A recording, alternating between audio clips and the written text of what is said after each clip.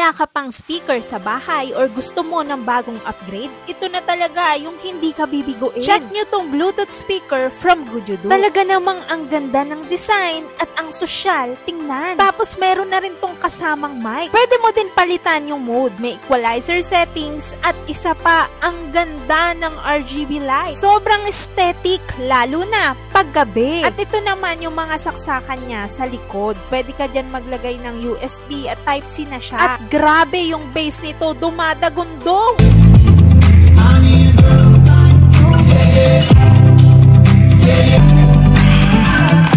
At syempre, madali rin itong i-connect sa phone. How do I get through one night without you?